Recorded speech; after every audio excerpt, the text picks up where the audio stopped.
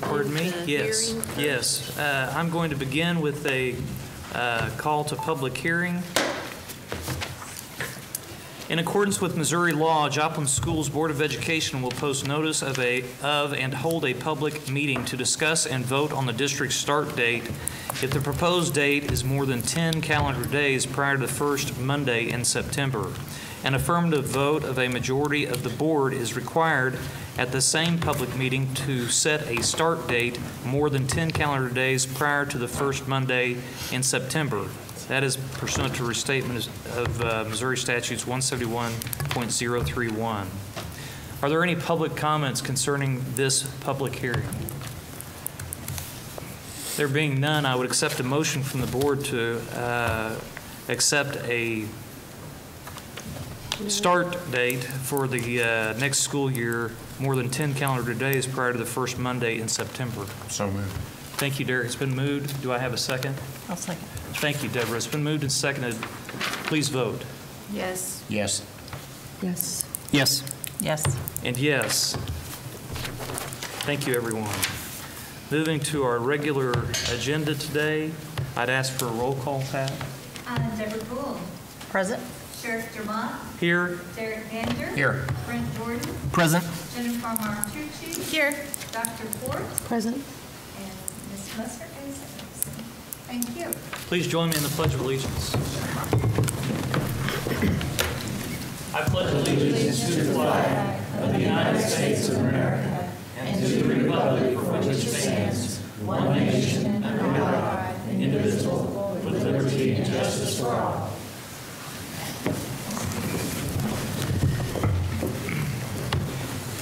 You have your agenda before you. I'd accept a motion to approve the agenda. So moved. Thank you, Derek. It's been moved. Do I have a second? I'll second. Thank you, Jennifer. It's been moved and seconded that we approve our agenda. Please vote. Yes. Yes. Yes. Yes. Yes. Yes. Board President's report. I'd like to start off with our celebrations this evening.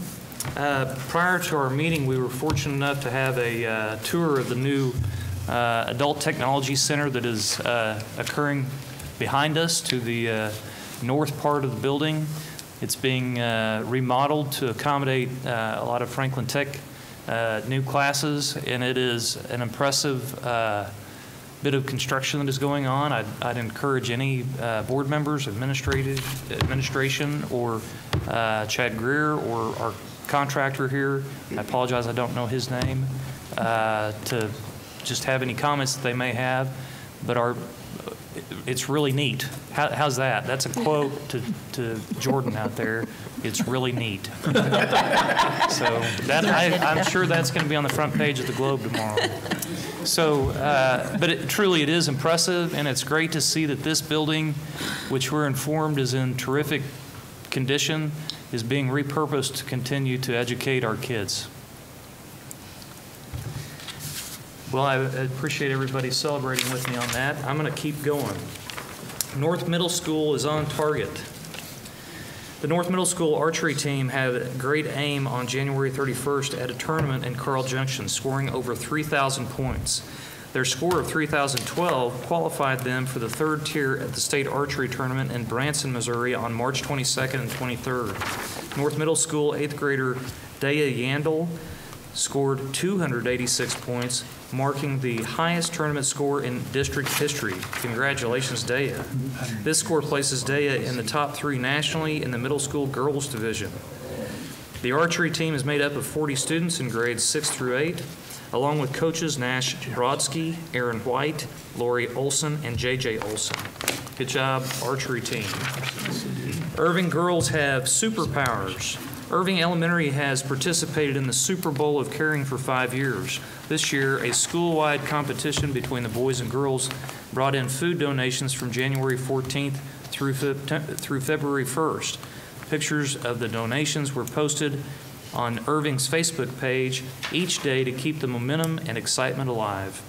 Friday, February 1st, was the finale with a grand total of 4,084 items donated. Wow, that's a bunch.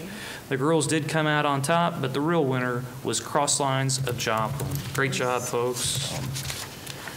Joplin High School students honor teacher. I've seen this gentleman tonight. He's hiding back. Brad Douglas is hiding, and he is Jet HD General Manager and TV Production Teacher at Joplin High School. Was featured in the Joplin Globe on January 30 in their HOOT. That stands for Honoring Our Outstanding Teachers section.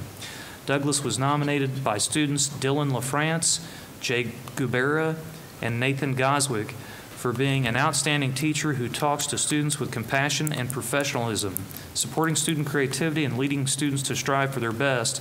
Brad works hard to make sure they succeed. Thank you, Brad. Score one for health. Second-year medical students at Joplin's Kansas City University of Medicine and Biosciences partnered with students from West Central Elementary on Tuesday, February 5th, to participate in the Score One for Health program. The program offers free physical, dental, lung, heart, vision, blood pressure, and musculoskeletal exams to the elementary students.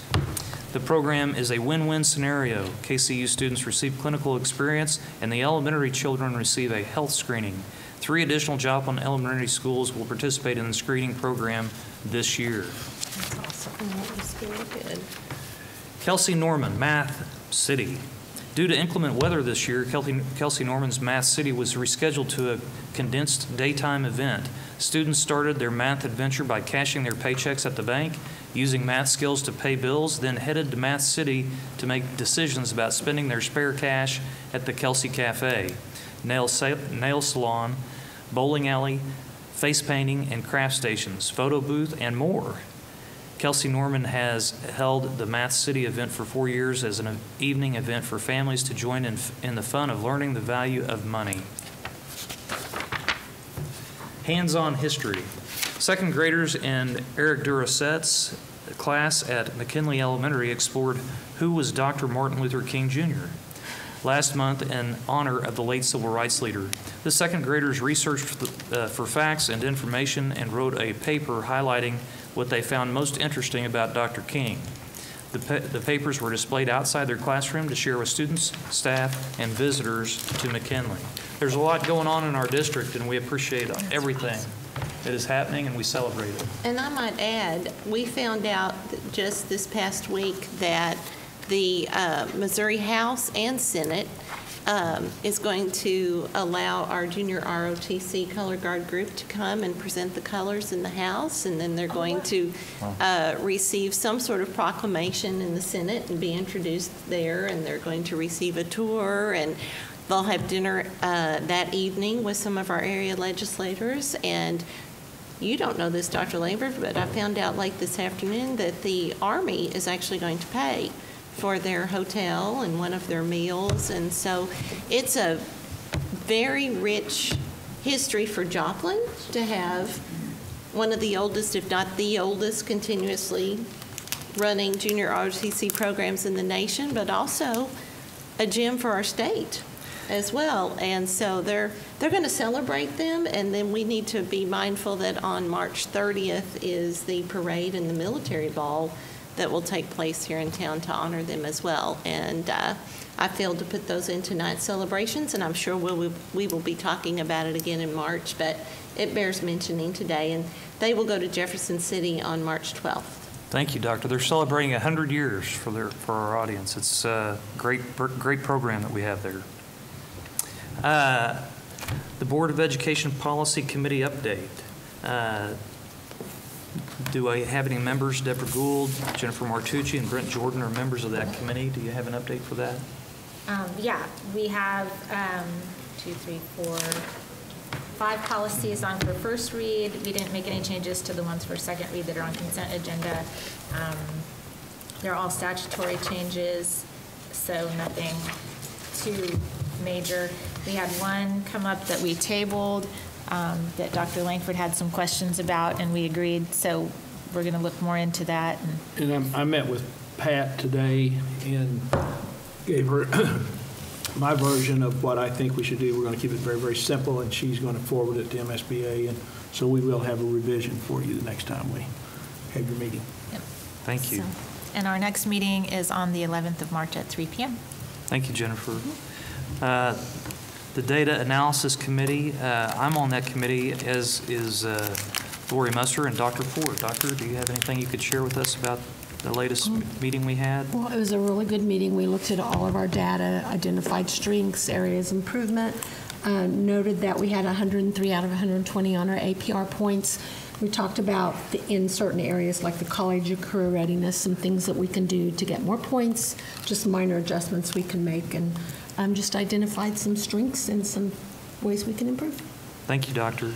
Can I ask, is that the data that we received tonight in our binders, is what was discussed in that data committee meeting? Some of that was discussed, and I think you had some additional charts that broke it out even more specifically. I didn't put every single thing in there, but it's a lot of what you have. Would you mind sharing the other two? Yeah, absolutely. Because sometimes I think maybe we sit on committees and we don't, like everyone else doesn't see the stuff. I'd really like to see that. I'm very interested in that. And I'll have NWEA stuff, results up.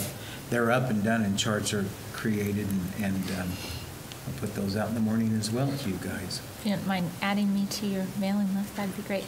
Absolutely. Thank you. Safety and Security Committee, that's Jennifer and Brent and myself are on that. I'm not.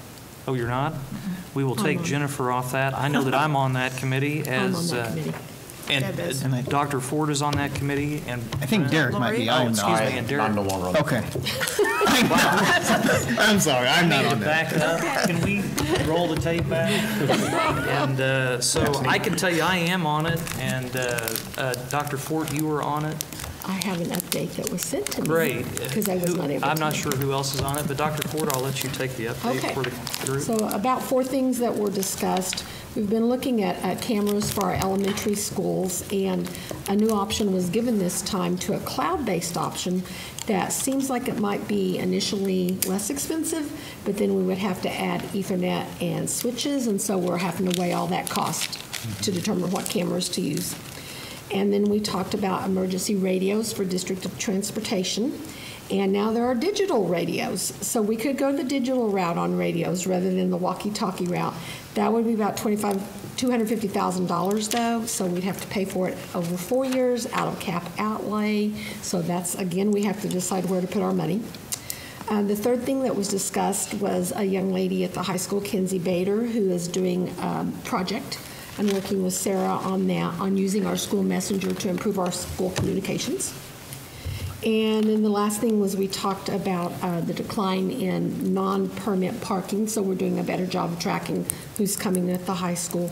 And then the results of the survey about safety and security at the high school, for example, aggression, physical aggression in the hallways, and how to reduce that. There was a survey taken, and they're discussing how to handle that. I would like the That was the record to meeting. reflect that I'm really glad Dr. Fort presented that report. You did a very good job. I And appreciate I'd that. like to thank Dr. Saketa for those notes. Yeah, so I can tell you that safety of our kids is of primary importance to the entire district, and Yes. that is a great committee to serve on, and attending those meetings is always extremely informative, and we're trying to be as productive as possible for our kids. So thank you, Dr. Ford, for that. About a week ago tonight, we had a special meeting where we conducted an inspection of some of our facilities here in the district. The primary concern was the condition of Columbia Elementary and its safe room. That's been an issue that's been a hot topic within our district for some time. I know that the citizens of Joplin are ready for that safe room to be in a condition to be used as a safe room, and there's been issues underground that we've been struggling and fighting with. Unimpressively, I was not at that meeting, and so I would invite comment from our board members that were. It's my understanding it was a very good meeting, a very productive meeting, and I would ask that our folks have a chance to just talk about that, and we can inform the public about what we know is going on around the Columbia Elementary School area. Anyone? Well, I will start. We've had several discussions over months about the safety of the safe room and the crack that is 1/4 of an inch wide, and then it seems to get wider. And to be there and see it in person was a shock. that crack is extremely wide and getting wider by the moment and running not only up the wall now, but across the ceiling and down. So I think as a board, we're going to have to decide, do we keep throwing good money after bad, or do we do something else for the families of Columbia? I think It was a shock. Thank you, Doctor. I think that's exactly what we're trying to get to is what is the responsible go forward with district funds on the safe room and as well as there's similar issues at the school itself. Right. And so we want to be responsible with our money, and there has been money dedicated or allocated specifically for the purpose of repairing the safe room, is my understanding, and Dr. Saketa, please correct me if I'm wrong, or Dr. Moss or anybody, please correct me if I'm wrong. We are trying to determine if that's the most wise decision at this time, is to continue with that project, knowing that there are other issues on premises at the school itself, not just at the safe room. And so I think that what we're requesting from as our board member is the consideration of a long-term facilities committee as an action item. That facilities committee would take under consideration the cost to repair the Columbia Elementary Safe Room and the Columbia Elementary School today, and what is the best go forward. And so it's going to require a long-term facilities committee, and I would request a motion to form that. I'll move that we form a long-term facilities committee, board long-term facilities committee. Thank you, Jennifer. Is there a second? Thank you, Derek. It's been moved and seconded. Is there additional discussion on that? I invite it from anyone here. I think a big question out there is how do our dollars attach to the FEMA concerns, and whether or not there's whether we'll owe money back to them, if we're going to use it in the future. And so those are a lot of things that are going to have to be answered. And thank you for bringing that up, Brent. That's very important for the public to know.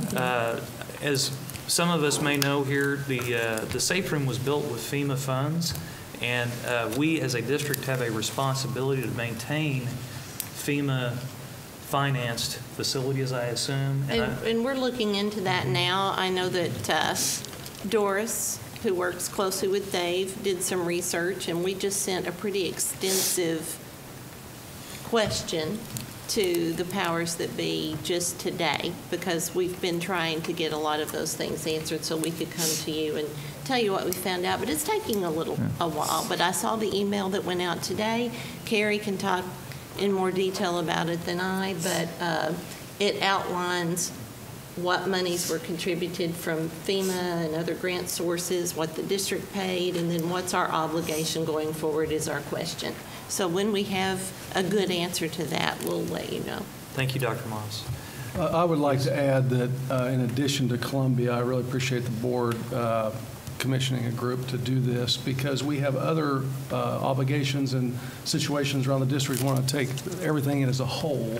The capital outlay expenditures that we've done in the last 5 years, what we project moving forward, what we got from a report from our demographer and other options and available financing down the road. So there's a lot of things that need to be taken into consideration in addition to Columbia, and Columbia is really hot on our radar right now to make sure that we can do just exactly what you're talking about and make the best decision with the money we have. So.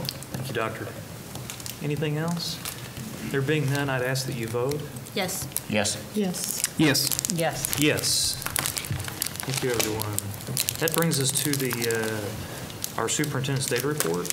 Yes, and the first one up is health and dental reports. Dr. Langford. Well, we continue to monitor this closely. As we indicated last month, we've seen a spike in the outflow of money. Largely, we were closing out the program that we had prior to October 1st, so there was sort of a spike. And if you would, could you go to the spreadsheet documents? I would just like to point out, is there anything else? Yeah, right there we go. In the past, you've gotten figures across there, and I will tell you, I'd have to sit and try to figure out what they meant. And so Shelley and I, decided last month, and I'd indicated at the last board meeting that we were revising this. Well, this is now revised, And we have it broken down as far as on one side, we have the revenues, on the other side, the expenditures. And then the furthest column to the right is the fund balance in the fund. So you can just track from month to month whether it was growing.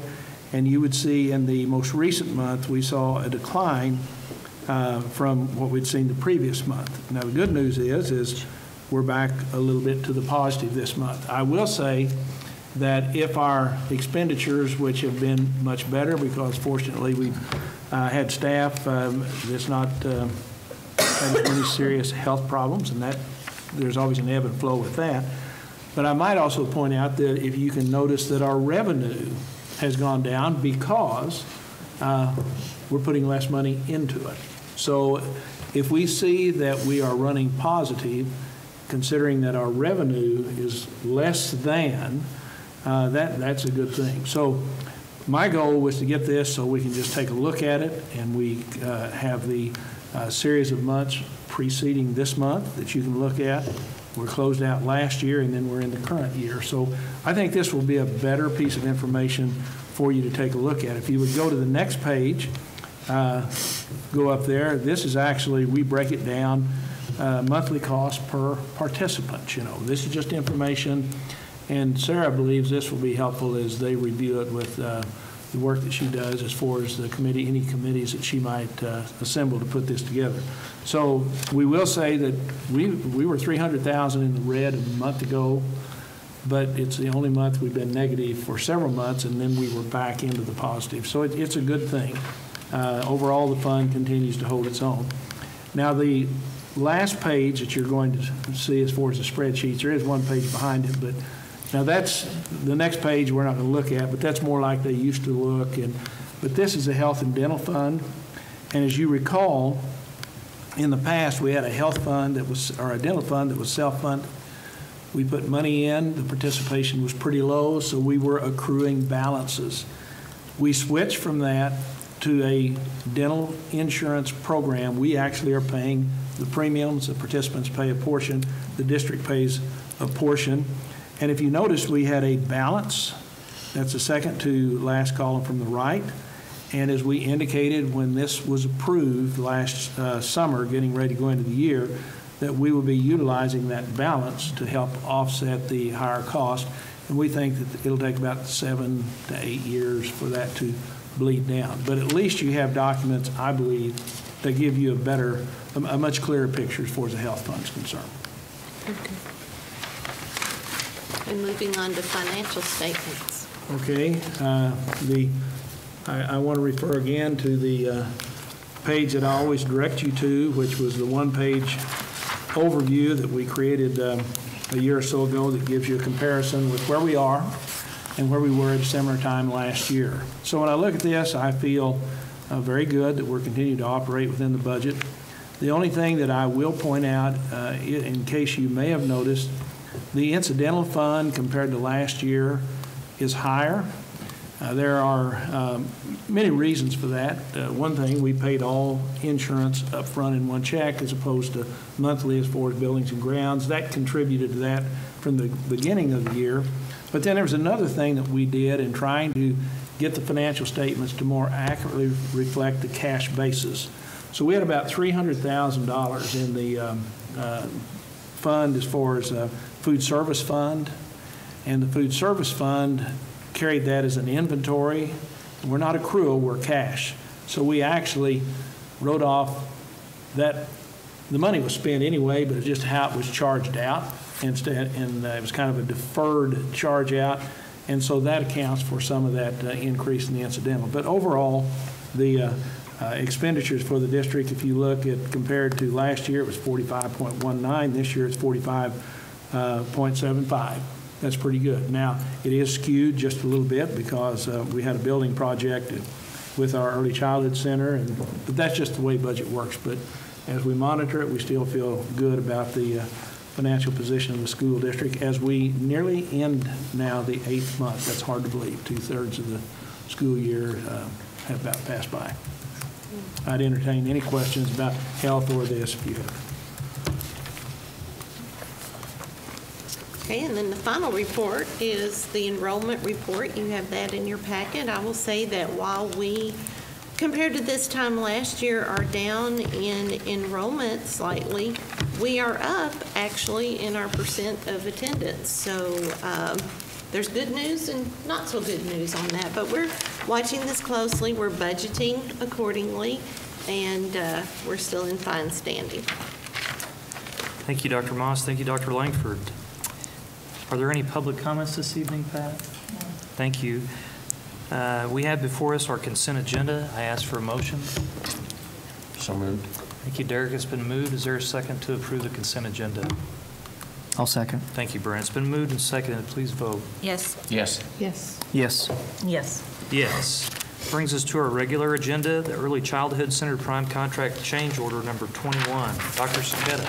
Okay, we have 3 items that we want to talk to you about. Dave's going to tell you a lot more detail on them. And as you know, as we got into this project, we had this wonderful amount of money through CDGB to go ahead and be able to spend, but it's also going to take a little bit more on our part. So Dave's going to explain a little bit about that.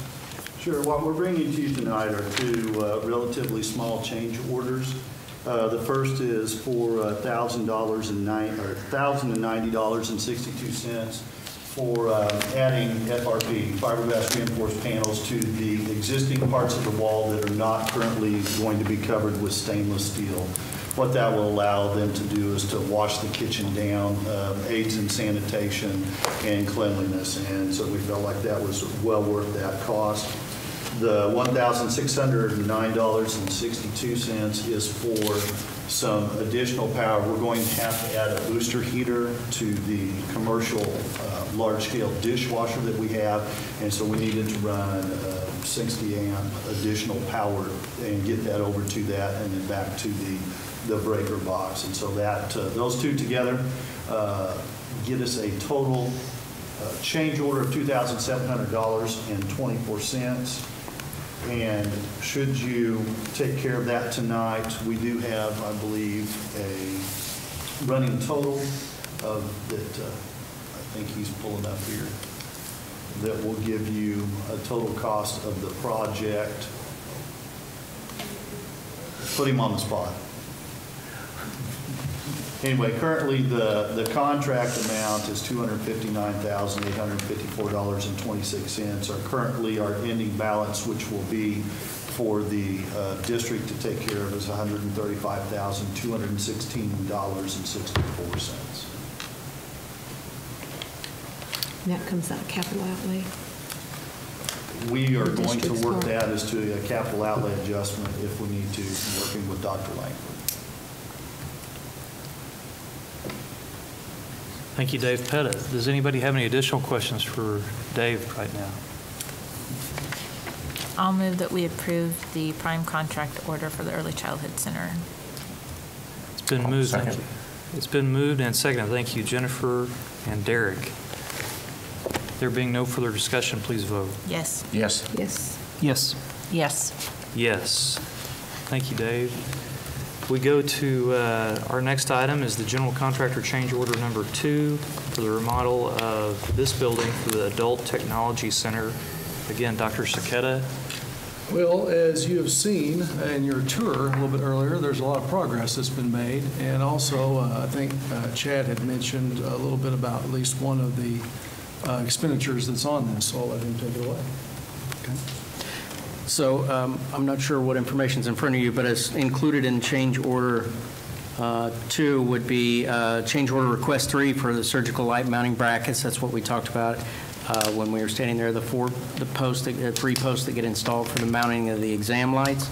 Bottle filler upgrade. The current plan was to relocate one of the existing water fountains that was there before the construction began, and looking at it, it was probably time that we upgraded it. And so the new unit being proposed here would include a bottle filler as part of that, and would increase the overall hygiene for what is an adult education program relative to nursing and things like that. So it seemed to make a lot of sense to upgrade that unit.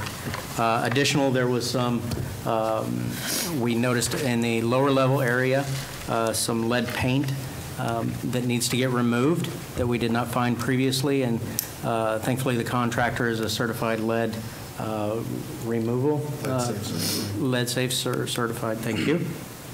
So that would be a cost associated with the lead paint removal for that phase of the project. And then additionally, there's, it says additional flooring, but shows a deduct. We had noticed through there that there was some areas abated for the existing tile that we needed to include that weren't abated before the plans were completed. So there's additional flooring added for that. And then we noticed it was a recommendation from the contractor that one of the classrooms had an integral cove base as part of the flooring that wasn't going to be a lab space. So we identified that there was some savings potentially for changing to a standard base to try to offset the cost of the carpet. So that's why that's shown as a deduct. So thank you for that. Any questions or anything I left out? No, we're just seeking to bring that total change order of $4,375 to you this evening. And then also, since we had $60,000 in contingency that was built into the original contract, with this change order this evening, the balance in our contingency is $47,940 of that $60,000. And so we've been very fortunate with dealing with a 100-year-old building that we haven't hit a lot of surprises or snags, and that we've been able to take care of those at a reasonably low cost. Eric, I think it's on Show the the next page on Yeah, I think the next They're page, talking about the Eric. next page on that. And Chad has it on his AIA document, I believe. Yeah. And you can kind of see it, or the audience can see it. Yeah, the next page down.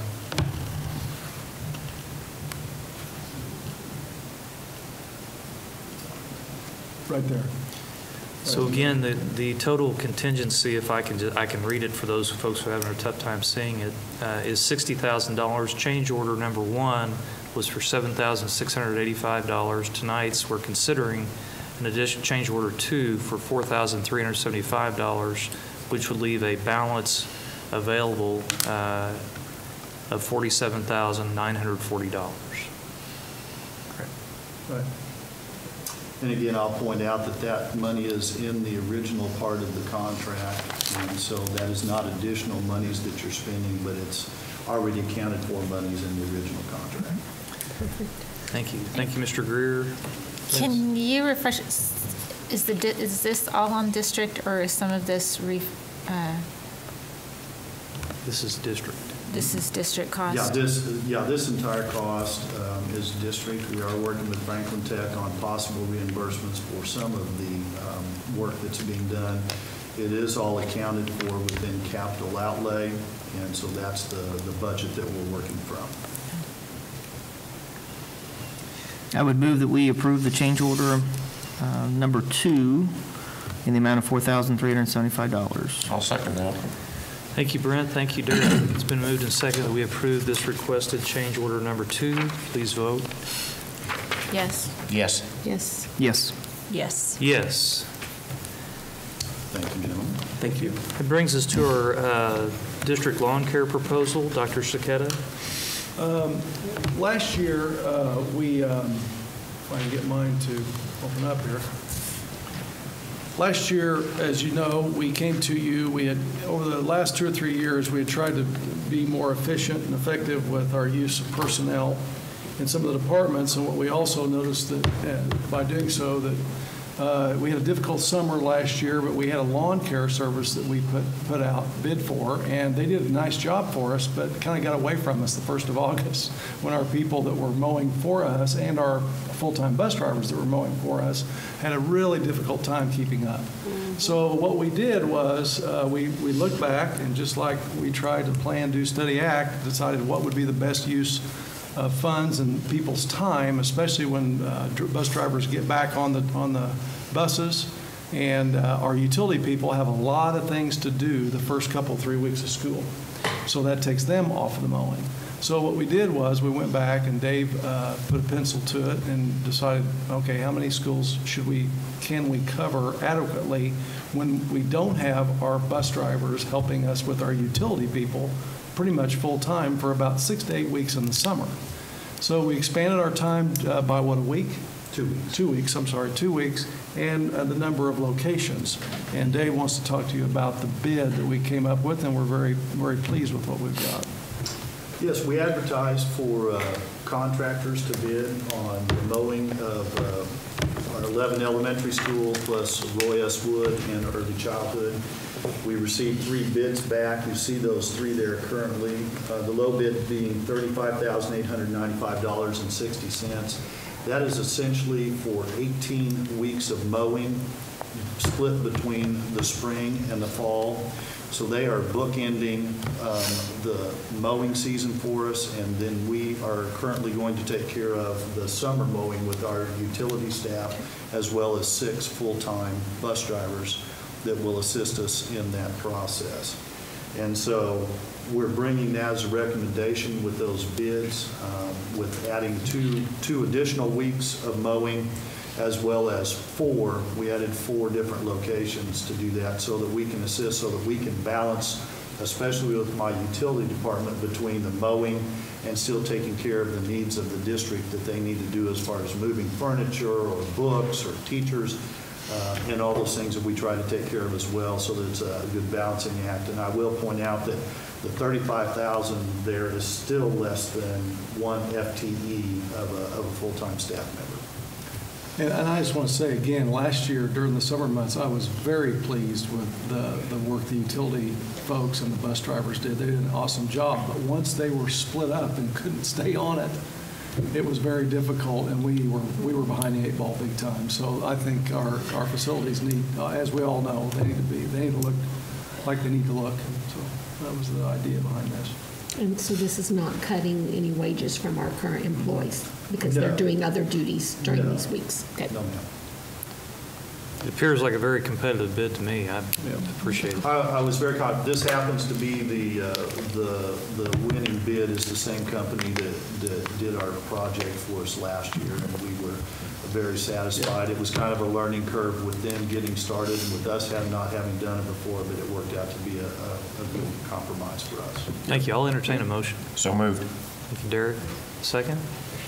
I'll second. Thank you, Jennifer. It's been moved and seconded that we approve this mowing contract. Please vote. Yes. Yes. Yes. Yes. Yes. Yes.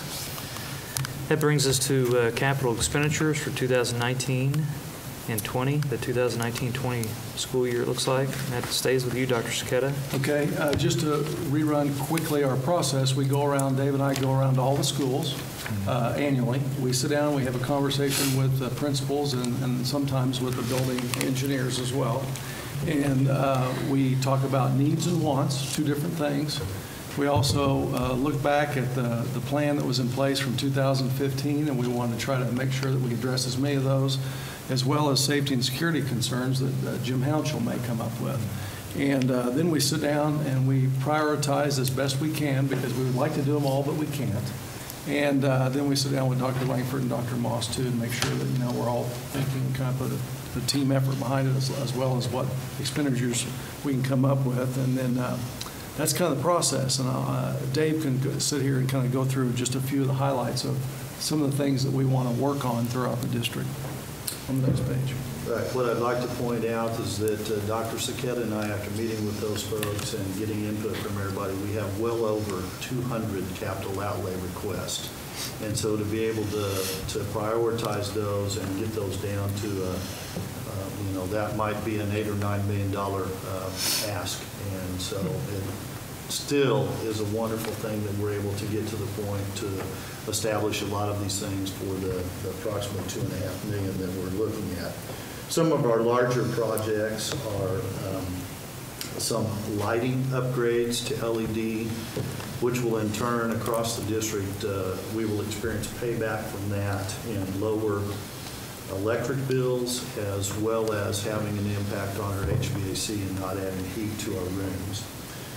We're looking at, for district asbestos abatement, Dr. Saketa and I have talked about the fact that we would like to see the district take a continuous approach to abating as much of the asbestos as we can within the district in our older buildings. And so we've looked at a full scale of plan, long-term, what it would take us to do, and so this is starting to take some of those bites of that abatement out. The HVAC projects, as you'll see there, we have several projects across the district. The largest of those would be the work at Dunwig with, I believe, 19 rooftop unit replacements, but we still have some others as well as this building, and that we need to take care of to move forward with replacing some antiquated equipment. The largest item that, of course, you see on there is our turf replacement and track surfacing. We are currently working on developing the best aspect of approach to that, but we really feel like we have a good budget number that we are including on that as well. And then along with our transportation, 4 buses and an additional support vehicle that would be included on this budget as well. Again, for a total of $2,524,765, which is roughly about $50,000 more than what we did last year. The turf replacement and track reserve, what's the lifespan on that turf and on the track? The warranty is typically 8 years on turf replacement. We would be working on year 12 at John. We have had 12 seasons, and that's the goal, is to get another turf that gives us 12 more years instead of 8 or 10. And I can tell you, we have worked extensively hard Yes, they have. to find the exact type of turf that we want from different vendors to make this as fair and possible, but also get us an additional 2 or 4 more years. You know, it's just better for us. But that particular turf that we have and the style that it is really what we're looking after again, so we can try to replicate that. Is it in need right now for replacement, or? Basically, we had it GMAX tested, and it tests well in certain areas, but pretty much most all of the white lines and the areas where there's yard markers and so on, and even probably some of the emblems and so on, do not test well for GMAX. So that would tell us that, you know, either you spend $80,000 or $90,000 to replace all the white lines and then hope to get another year or 2 out of it, or, you know, go ahead and replace it. Most of the schools that we talk to, and everybody's getting between 8 and 10. So we're excited that we got 12 quality years out of it, and that's what we're really trying to get another one that'll give us the same thing. But yes, good question. Well, and I didn't realize, and even the track, that's the running surface, correct? Yeah. Now, what it would be an overspray. We would not pull the whole track up and start over, but it would be an overspray. We've had a couple of different vendors or, you know, people come out that do that kind of work that's done a lot of time, a lot of years, and they've given us some ideas on some different things to look for from different companies. And then, of course, you know, we need to make sure that when we put a bid spec out there, it's fair for some other bidders. How many on an overspray, how long does that overspray last, and how many times can you do it? I think it was 5-year warranty, if I remember. I believe it was a correctly. 5-year. I think it was 5-year warranty, yeah.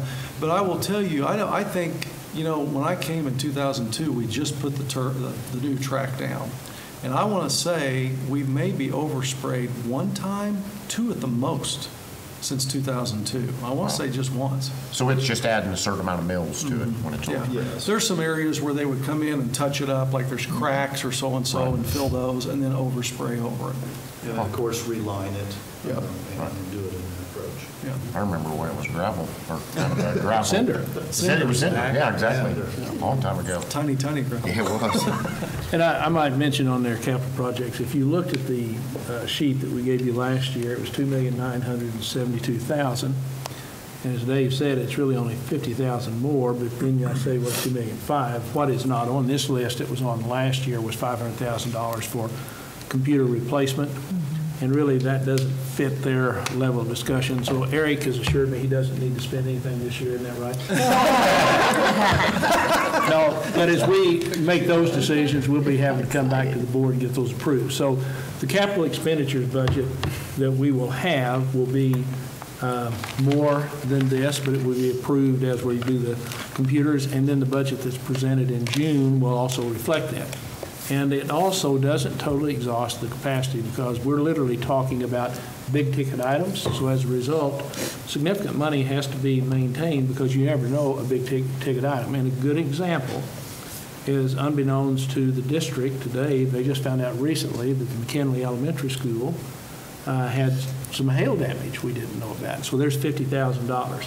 Had the $50,000 not been added after we dealt with these, we would have been, if we put in the computers, we'd have been within $2,000 of what was presented last year. So they've worked hard to deal with the money that we have. And the great thing is we moved last year, instead of waiting till May to do the capital projects, moved it back to February, got them started, and when school started, we pretty well had the benefit of the expenditures and lessen disruption. You will notice that there's a lot of school districts around that, several anyway, that put turf in about 10, 11, 12 years ago, and it's time to replace them. So we feel real good about that, and we're going to do the best we can. One of them did it 10 years ago, or 12 years ago, replaced it 2 years ago. One did it 11 years ago and replaced it this year. So this turf has gotten more used than anything. Yeah. And I think it speaks well to the stewardship of the district and how well they've cared for it. It's actually been remarked by, we've had several different vendors that have come and looked, and most of them are impressed. Even though we didn't pass our GMAX in a couple of spots, they have been impressed with the way our field still looks and functions. Dave, is the last item the radio system just traditional radio? It's not moving toward the digital? No, that's actually, that is a fourth of the 240,000 roughly for that we would seek to ask for the next 3 years on top of it. And it is digital. It is for the digital. Okay. And we're learning about digital because there's all kinds of digital. Just like there's all kinds of turf. So we're in a learning mode right now. Can I ask, what existing space remodels are you doing at Eastmoreland, McKinley, the high school, Kelsey, Norman, and South? Bottom third. Yeah, 26,965. Some of those existing space remodels will be for safe rooms, excuse me. Quiet rooms. See, I have to catch myself. Safe rooms and quiet rooms. Quiet rooms or timeout rooms. We still have some need for those within the district. And let me glance down here. So those are existing rooms, you're just going to soundproof them? Right. Well, they're not. Some of those rooms don't even exist. We have to go in and build those within, add doors, add the locking systems, the electronic locking systems. I know that Kelsey Norman, we've allocated one room, but it still needs the electronic locking system. So those are those kind of projects that we're doing along. So pretty minor. Okay. Yeah. Okay. I'd entertain a motion. So moved. It's been moved and seconded by Deborah Gould. Thank you. Derek and Deborah have moved and seconded that we approve these capital expenditures for 2019 and 20. Please vote. Yes. Yes. Yes. Yes. Yes. Yes. Thank you for your time and efforts in determining how to best allocate those expenditures. Accounts payable. Dr. Langford. Again, we're asking you to approve accounts payable that total $6,193,000. A year ago, it was $8,461,000. But again, the way payrolls fall and what have you. Basically, everything we're asking you to do is accounted for in the spreadsheet. You will see the effects of it next month as it shows up. But unless you have specific questions on all the information you have, every expenditure is listed there. We don't see anything in there that's an unusual expenditure that doesn't fall within normal operations or hasn't already been approved by the board. Does anyone have any questions for Dr. Langford concerning our accounts payable? I'd entertain a motion. I move to pay our bills. Thank you, Derek. Is there a second? I'll second. Thank you, Brent. It's been moved and seconded that we pay our accounts payable in the amount of $6,193,081.39. Please vote. Yes. Yes. Yes. Yes. Yes. Yes. Staying with Dr. Langford, we've got some budget adjustments. Most of the budget adjustments you're looking at are just going in from October until now and showing adjustments that have either been approved by the board or the result of program expenditures. honestly, if we look at the expenditure, in October, we were at $88,046,000. We're at $88,460,000 on this one, and we've had some major improvements there, or items that were listed, and then you have a complete listing, not in dollar amounts, but on your action item of the things that were covered in there, and I won't try to sit and read all of those to you, but we're just asking that we revise the budget. We'll come back in June with our final revision, because at the end of the day, we're not allowed to spend more than what you authorize that we spend. So this is just a way of staying current. I do want to point out, if you look at the original budget and within this budget, we did do a reclassification between funds, and that's on item 8. And what we did is there are 3 fund areas. One, intangible tax, merchant manufacturers surcharge, and in lieu of taxes. And we're allowed to place those at the discretion of the board. The original budget, we had them in the incidental fund. We, in this budget, have moved those over to the capital projects fund. And without going into a lot of detail, it's to the advantage of the district. Should their modification to the current existing law with the foundation formula take place, these are considered local expenditures. If they're in the Fund 1, they're deducts. If they're over there, they're not counted as deducts. So it's to our advantage to do that. And then what we do, when we will, in June, bring you a number of the 7% allowable transfer that we historically made to get money to the Capital Projects Fund, we will reduce that transfer to the capital projects by the amount that we place of these funds. We don't know yet. We haven't received them.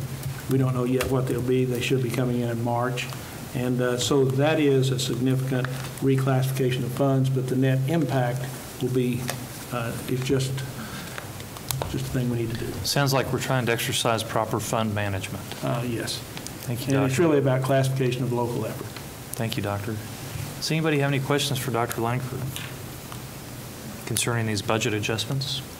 I just have one question. What are the improvements to Columbia Safe Room, just since that's something we're talking about? That we've done, Yeah, that these, that are on there, we've already spent some or money. is that the money testing Right, we have the ground spent, and that sort of stuff? Okay, okay. right, we have okay. spent some money already, and it's just a question how much more That we might spend, you yeah. have to need to spend, and that's a decision you've got to make. But we've had, how much, Gary, we spent? I want to say almost 60. Yeah. That's correct. Yeah. I was thinking That's correct. 57,000. It's just under 60. I was thinking 57. So those are just things that we're just trying to show that, hey, they've been spent, so they're in here now. Yeah, okay, Thank- sorry. Thank you, Doctor. Good question.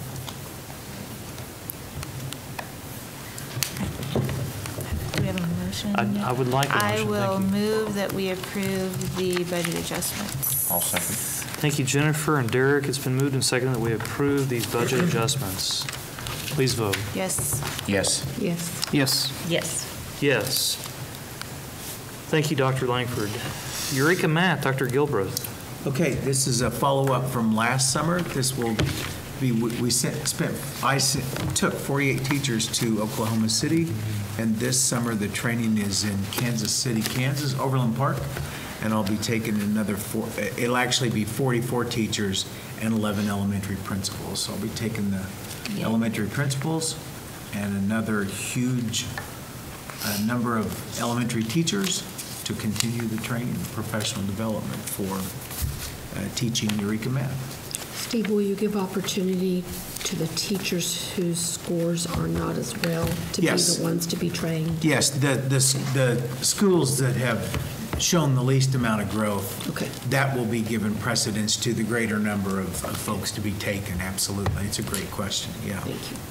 Well, and I think it's also good to point out that we're taking principals Yes. this time as Yes. well, so that Cool. they can monitor with fidelity and have credibility as they go into the classrooms to look at the Yes. instruction. Yes. Well, that makes them a resource too, which Exactly. is good. Exactly. Yeah. It's huge. Do I have a motion from the board to approve sending 48 teachers as well as 8 elementary principals to Eureka Math training in Overland Park, Kansas? The cost for this will be $24,000. So moved. Thank you, Brent. Is there a Second. Thank you, Dr. Ford. It's been moved and seconded that we approve this request. Please vote. Yes. Yes. Yes. Yes. Yes. Yes, thank you, Dr. Gilbreth. Adoption of the 2019-20 calendar. This is a reminder that we held a hearing prior to this particular meeting in which we stated that the date of next year's school will begin more than 10 days prior to the first Monday in September. Dr. Moss, this is yours. Well, I think it's fitting that this is coming to us in conjunction right alongside the Eureka Math training, because what we try to think about when we are developing a school calendar is, does this maximize our student achievement? And what does this reflect as we're thinking about which days we're going to go to school and how do our quarters fall and when are our professional development days, and so many things that go into consideration beyond just what's the number of days we're going to attend and how many hours do we need to be there. So we've had a committee that has worked together, and I believe, Dr. Fort, you were on that committee. I did serve on the committee, and it was very impressive, and it was truly a district effort because questions would be presented, and Julie Munn was coordinating it from Kelsey, and she would have the committee members go back to your school and ask people what they think about this, and they actually brought a teacher from Warren Elementary's brought a great suggestion back, and it was adopted, and it came from the school level. So it was a great committee. Well, They did a whenever great we job. can have that collaborative work among our groups, then it's going to be a better product coming forth. So you will see in this that, as we noted before, our school starts on August 15th. We will have parent-teacher conferences the first and third quarters. It's 170 student instruction days, and we have 7 professional development days for teachers. And if you remember, a year ago, the board approved adding a day, and we found good ways to use those days. As Dr. Fort mentioned, it was through committee. So we would recommend that the board adopt the draft calendar presented for 2019-20 with a scheduled start date more than 10 days prior to the first Monday in September. Thank you, Dr. Moss. Do I have a motion? So moved. Thank you, Derek. It's been moved. Is there a second? Second. Thank you, Dr. Ford. It's been moved and seconded that we approve this calendar for 2019-20. Sherrick, if I may, I just Please. wanted to comment and thank the committee. This is the first time that I'm aware of that we'll be off in January for both Martin Luther King Jr. and President's Day, and I'm very appreciative of that, rather than a random Friday in the middle of the month. So thankful for that. Let's make sure that the utilities work and that the air conditioning is running on August 15th. It's hot and all. Pressure is on. Pressure's on. I think there was some capital outlay in there that addressed some HVAC, so I saw that. That's he's good. turning red back there now. No pressure, Dave. Okay. Can I Yes, just ask, Jennifer. I've served on this committee the last couple of years, and the high school teachers, I believe, had asked for those parent-teacher conferences earlier. Did they talk about that at all? Or, because they were saying that by the There was high time, school representation there. there was what? High school teachers were represented there. Okay, I just was curious, because they had said it made more sense for them to talk to their, like, they could get kids caught up easier if they met earlier, so I just was wondering if that was an issue this year or not, so, okay. Elementary got moved from February to match secondary. Yes. So that is a recommended change for this year. I Okay, think so with maybe high one of school, them the was comment- earlier. Maybe they were saying that was too early. They said it was too early. It was too They early, wanted that's to what it go was. more. Okay, got But it. then that having done it a semester. year, the Okay. elementary said it makes better sense to Yeah. go. to Elementary March. tried it this year, and Okay. then they decided to move back. Okay, that's what it was that it was too early. Okay, got it. Never mind. There is a motion and a second, I believe. I ask that you vote. Yes. Yes. Yes. Yes. Yes. Yes. Was that correct, Pat? We did have that? Thank you very much, ma'am. Thank you, everyone. That moves us on to the federal E-rate program. Dr. Saketa.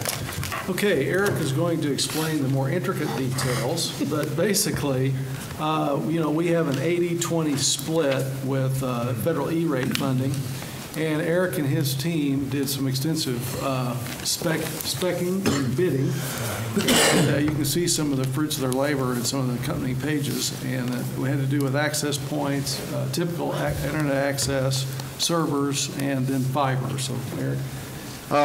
These are actually the buildings that were built after the tornado. And so we were addressing them last. And so this will get all of the equipment that we purchased in like 2012, 2013. They'll get them all up to date, and then everybody will be on pretty new equipment. So we're asking, it's like $17,100. I've got it right here in front Well, I of was going to say 450 access points. Oh, I thought you were saying There's about, You both are right, it's just. about 20 switches, a caching server, and what that does is if people are requesting the same download from outside of our building out in the internet, it'll put it on this caching server so it doesn't tax our connection going out, and it doesn't tax our firewall. It'll just be local. Once it gets downloaded there, that's where everybody goes to download it. And then we also put out the bid. Right now we have a 1.5 gig connection to the internet. And with cable coming, we always ask for what we currently have and then the next one up, just to see what. And Cable One came back, and for about half the price, we can jump up to 2 gig instead of 1.5. So That's great. That'd be good. So We need all the new equipment to do that. no, we don't need the new equipment to do that. But the equipment, it was kind of a little messed up back because we got equipment called Alcatel, and it really caused us an issue. We still have that in pockets, and this should get rid of all that Alcatel equipment. So to be clear, the total request is the purchase of E-rate approved items for $417,100, of which $83,420 will be the responsibility of the district. That's the 80-20 split that was described. The cost will be paid from the fiscal year 2019-2020 technology budget. Yes. Which Dr. Langford tried to strip from you moments ago. She's already accounted for Right. 500,000. Right. So, Gotta watch him. So fortunately, none of this is recorded. And okay, so at any rate, I would move that we approve the purchase of the E-rate federal program purchase of $83,420. thank you, Brent and Derek. It's been moved and seconded that we approve the purchase of the E-rate federal program with school funds of $83,420. Is there any further discussion on this motion? Please vote. Yes. Yes. Yes. Yes. Yes. Yes. Thank you, Eric. That brings us to our policies for first reading approval. Dr. Moss. Yes, as Jennifer pointed out earlier, we have policies for first reading. These are all recommended by statute. We're compliant in these areas, and we would ask that you approve these for first reading. We'll notice here that there are several policies that we can address with different administrators if we'd like. Does anybody have any specific issues to address with any of these policies, A, B, C, D, or E? I would move we approve all these policies on first reading. Thank you, Dr. Ford. It's been moved. Is there a second? Thank you, Derek. It's moved and seconded that we approve policies for first reading. Please vote. Yes. Yes. Yes. Yes. Yes. Yes. That brings us to our plus deltas. As many times as I've fouled up tonight, I would say I have no pluses, but I'll offer those as deltas. Well, I have a plus. Yes. And Dr. Langford talked about it when he was talking about budget adjustments, but it came to mind when he was talking about expenditure reclassifications, and I don't think we can say enough good about the impact that Dr. Langford has had serving our district to this point, and continues to find ways, as it's evidenced by that, positioning ourselves in case that it is advantageous to maximize revenue to reclassify those. And I think he has a gift of explaining complicated things in a simple way. And this was one of the things that we talked about when I first got here, was find ways to maximize revenue. And however subtle some of these things may seem, it is trying to position ourselves to be a maximizer of the resources that are allocated to us. Couldn't agree more. Absolutely.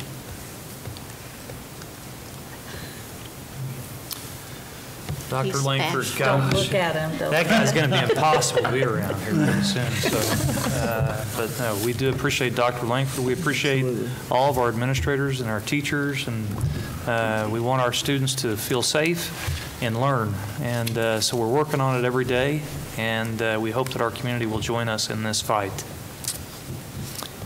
With that, I would ask for, I would like to please, remind you Doctor. that someone said it doesn't really matter who gets the credit as long as good things are being done. And Dr. Moss has done a great job in the leadership team, and it's really a collaborative effort. So I think when everyone takes responsibility for that which they are responsible for, we move forward. So I just want to doing a little bit of part, but everybody else is doing a whole lot too. Thank you, Doctor. With that, I'd entertain a motion to adjourn. So moved. Thank you, Derek. I'll second. Thank you, Deborah. It's been moved and seconded. Please vote. Yes. Yes. Yes. Yes. Yes. Yes. Thank you, everyone. 65. It's not 40. We were close, though.